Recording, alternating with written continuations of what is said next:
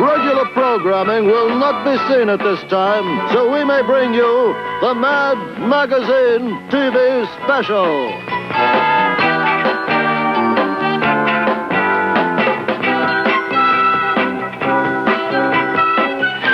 With the Automobile Manufacturer of the Year, the Academy Awards for Parents, Mad X-Raving,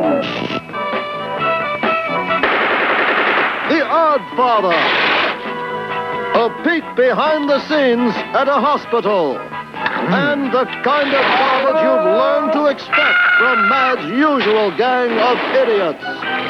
The Mad Magazine TV special is brought to you by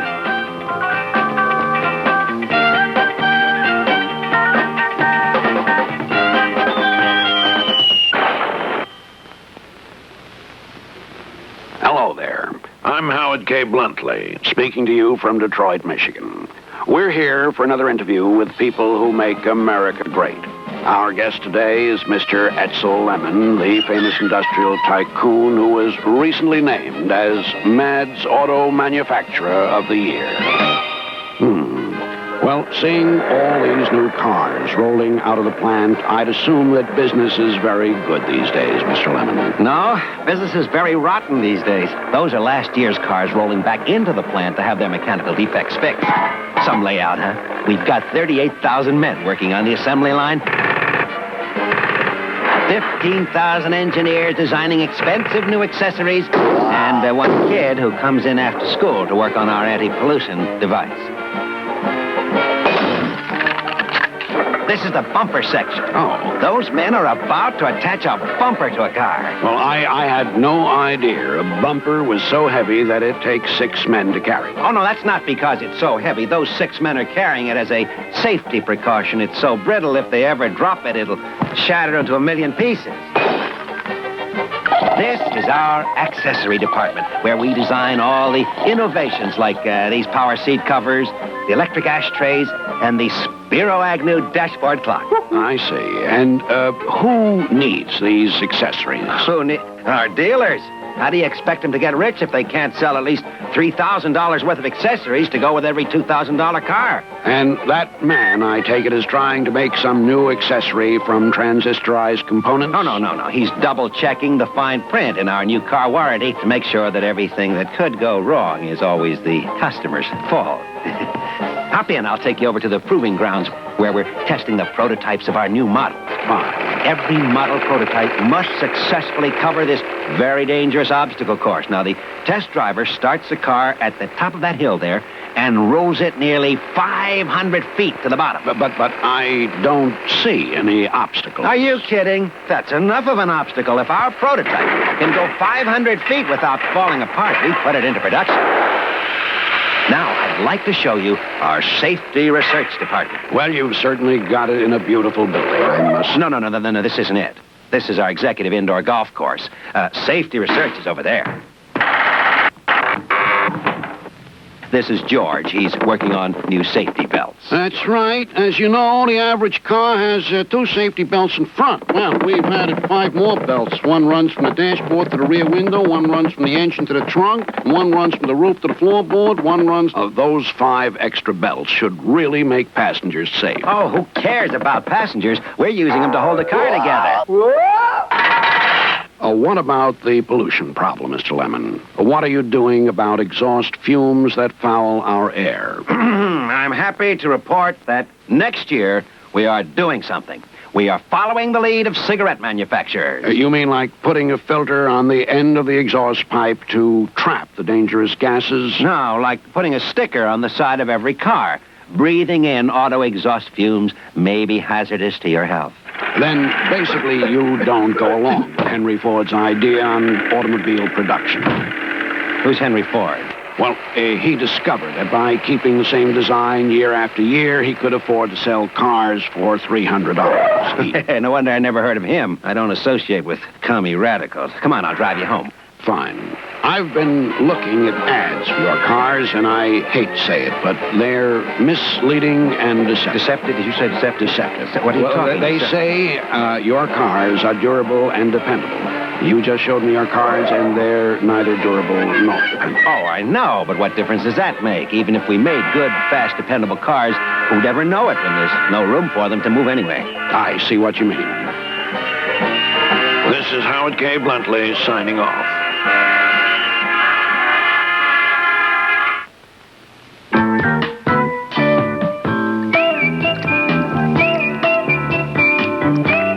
Mama's little snookum starling, sweetie, honey, baby. Bathy time is over. Time to get dry and ready for Betty Boy. First, we take out the little rubber dolly. Honestly, Edna, don't you think you're spoiling that duck a little?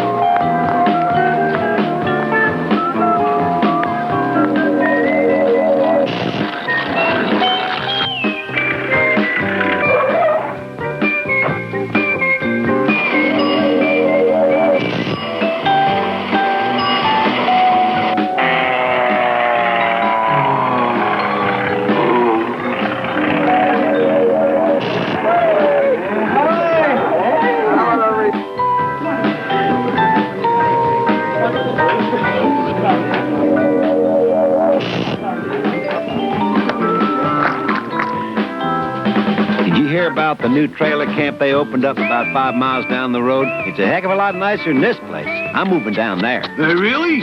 I'm going too. So much. Me too! Me too! Wait.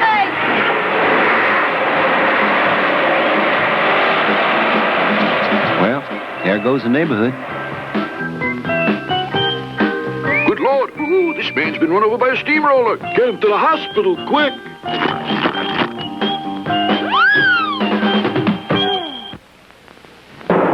Ladies and gentlemen, welcome to Mad's Academy Awards for Parents. Here in this overstuffed, garishly decorated living room, Mr. and Mrs. Wilbur Nazel, overlooking their other 3.5 uncomfortable rooms, we have gathered to honor those people whose acting performances best illustrate the time-honored and traditional concepts of parenthood.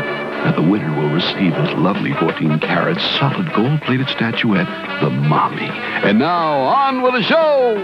The nominees are, for Best Supporting Actress in a Teenager's Sloppy Room, Mrs. Elsie Gladbuck for her memorable performance in You're Just Impossible. What do you think I am? Your personal maid? You think all I have to do is pick up after you? Your friends should see how you keep your room. I'll bet their rooms are neat. I'll bet their rooms are clean. I'll bet their rooms are worse. Don't change the subject. It's your room that I'm talking about. For Best Adaptation of an Original Getting Rid of the Kid for the Summer Routine, Mrs. Alice Corker for her heart-rending scene in It's You We're Thinking Of. Darling, your leaving hurts us more than it hurts you. How do you think we'll feel all summer long without our little man around the house? But don't worry about us. We're happy to sacrifice so you can have a wonderful summer at camp. But what if I hate camp? You'll write us all about it while we're in Europe. For Best Original Score in the typical coming late for supper song and dance, Mrs. Hortense Inlay for her inspiring number in I Could Drop Dead for All You Care. What do you care that I sweat all day over a hot stove? You were supposed to be home half an hour ago. Instead of waltzing in late, you should get down on your hands and knees and be grateful you have such a devoted mother. Well, this is the end. For all I care, you can eat your dinner cold. What are we having for dinner? Tuna fish salad. For special effects, in the You Kids Today Have No Respect for Money category, Mrs. Phyllis Freeble for her touching performance in Upset? Who's upset? You think it bothers me that you played football in your brand new suit? You think I care that it cost $65 of your father's hard-earned money? You think I'm upset that it'll take $15 or $20 to reweave it? You think I'm disturbed that you disobeyed my orders? You think I'm angry? Gee, Mom, I knew you'd understand. The winner is Mrs. Richard Klaus for her brilliant reversal in I Get No Help Around Here. Who do you think you are, the queen from Sheba? Is it beneath you to help with the dishes? Are you afraid you'll soil your dainty little hands? Well, from now on, everyone in this house does her share, or else she can move out. Whoopee! I'll move out. Don't you get sarcastic with me, young lady. Well, that's it, folks. As Mad's Academy Awards for parents draw to a close, and the recipients and hopefuls rush for the exit so they can get home quick and start screaming and raving and carrying on, trying to qualify for next year's coveted awards, we bid you all goodbye. Bye!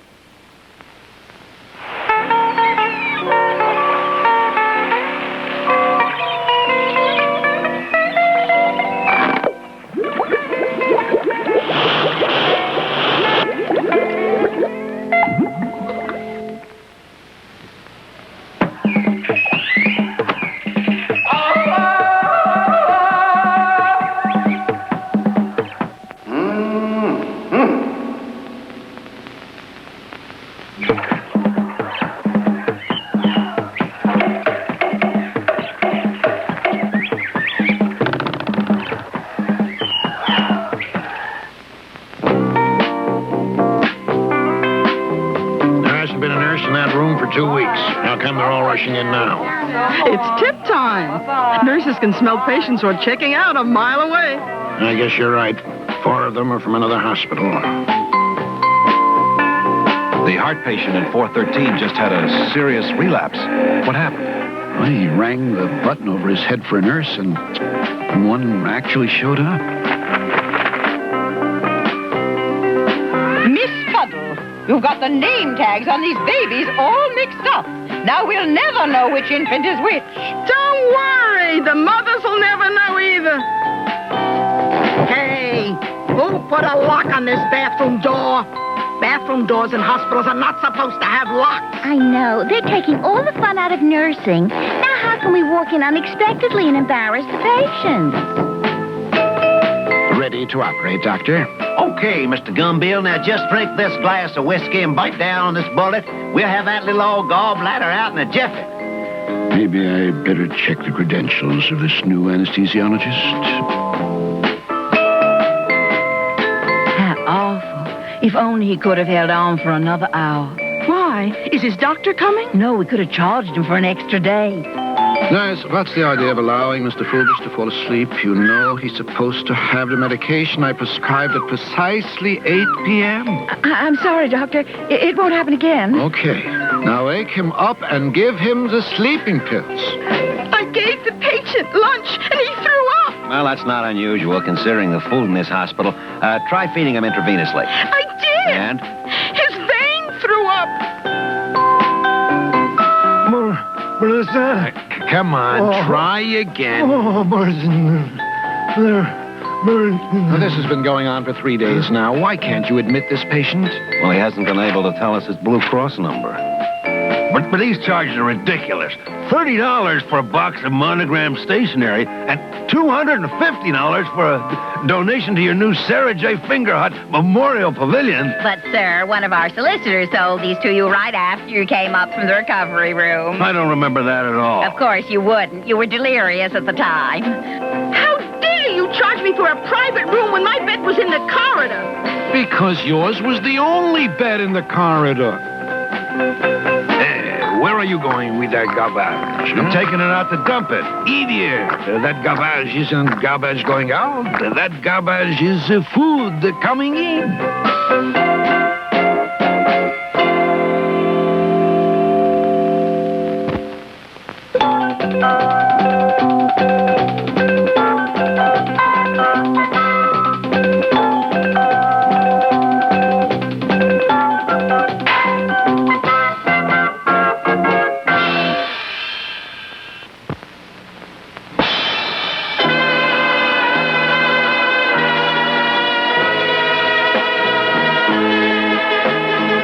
I propose to toast to Don Vito Minestrone, the biggest syndicate leader in the country.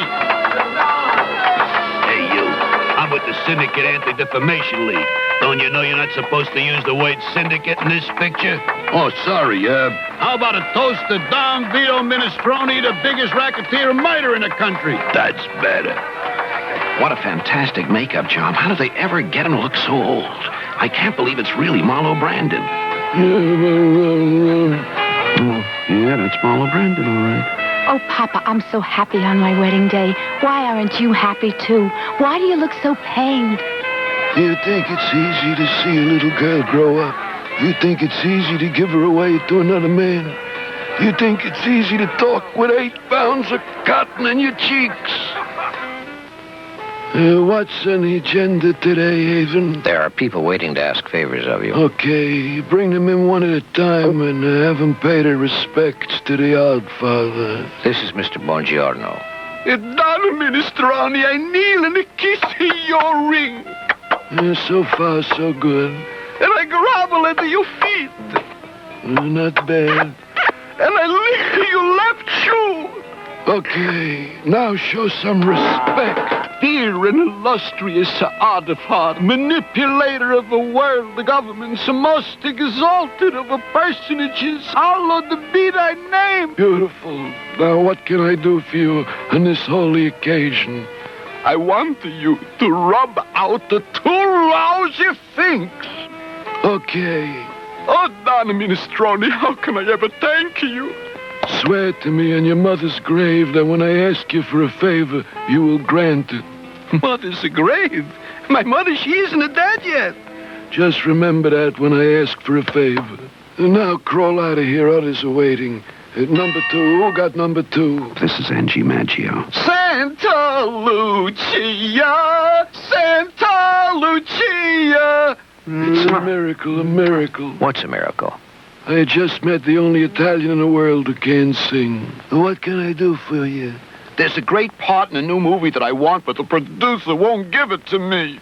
Haven, tell the producer to give Mr. Maggio the part or I break his back. Oh, thank you, Oddfather. Santa Lucia, Santa Lucia. Haven, tell Mr. Maggio to stop singing or I break his mouth. I'm worried about Plazzo. I think there's going to be bloodshed between his family and ours. Hey, look at the big car barreling down the street. Maybe it's them. Don't worry, that's not them. Don't worry, that's not them. Now you can worry. Is he dead? Did those 2 hoods in the big black car gun him down? Well, not exactly.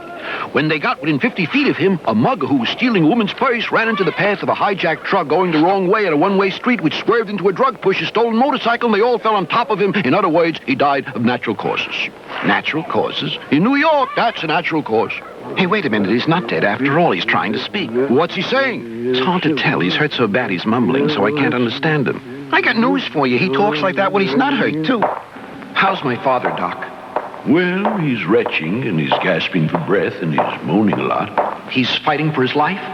No, he's fighting for an Oscar. It's me, Micron. How you been, son? Fine, Pop. I'm engaged to a swell girl. I'm tops of my class at law school, and in my spare time, I work for United Charities. I'm sorry I asked.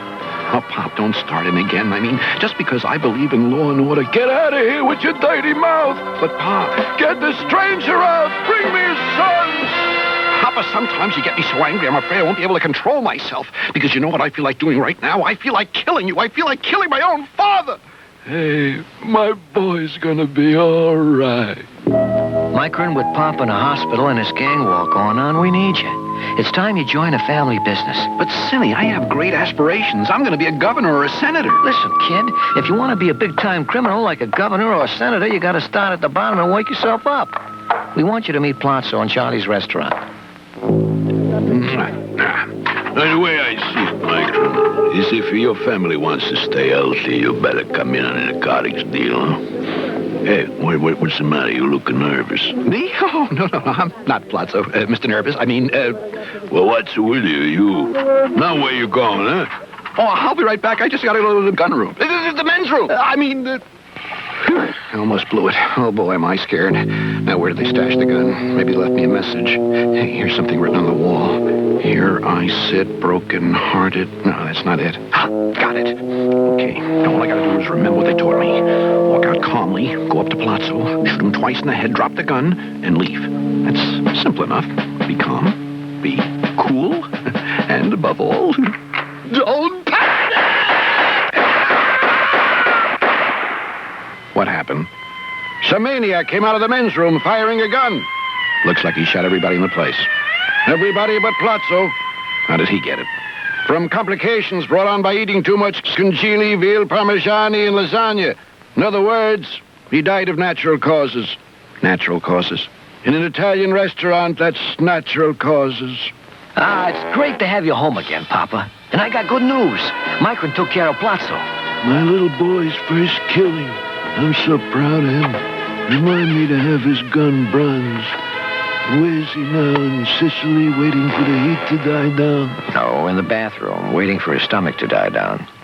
Hey, you dumb tomato, how can you serve me this slop? I told you I wanted chicken tetrazzini, pepperoni, ravioli, vermicelli, manicotti. I know. But for breakfast? What's that, Kenny? Golly beat you up again? That dirty fink, I'll kill him. Hold until I get there. What? I don't know how. Hit him over the head with a lamp or push him down the stairs. Just don't do anything rash. Why are we following Cindy? Don Minestrone suspects Carly is working for Linguini and may be setting Cindy up. So we gotta protect him and, too late. Poor Cindy. Papa knew it would happen to him one of these days. Papa warned him so many times. You mean that Don was right? Those were Linguini's men in disguise? No, they were real toll collectors. Papa must have told him 1,000 times, never go up to a toll booth with a $20 bill.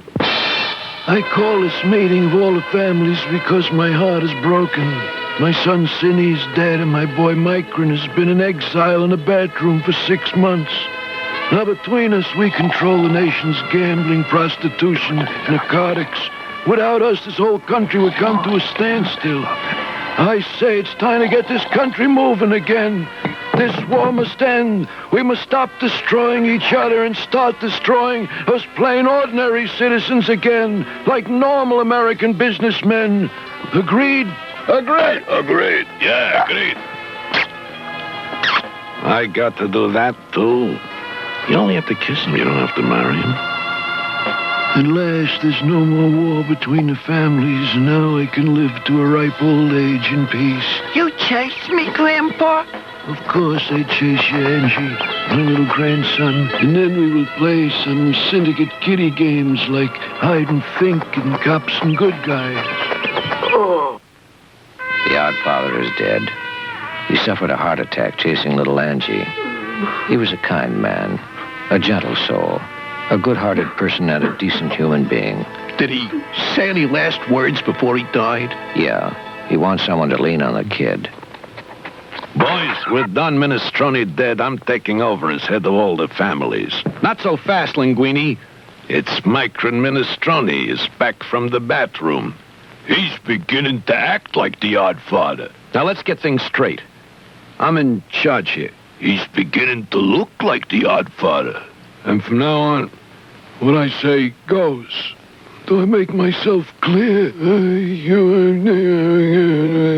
He's even beginning to sound like the odd father. And I got plans, big plans. We're gonna make millions. He is the odd father. Now, here's what we're gonna do. We're going legit. We're going into show business. We're gonna make a movie about us. Can't you just see it now? Theater owners everywhere will show it, or else. Yeah. Critics everywhere will love it, or else. Yeah. And people everywhere will be standing in line waiting to see it, or else. Yeah. And it will win an Academy Award, or else. Yeah. Now, we'll start the movie off at my sister Candy's wedding, and then what'll happen?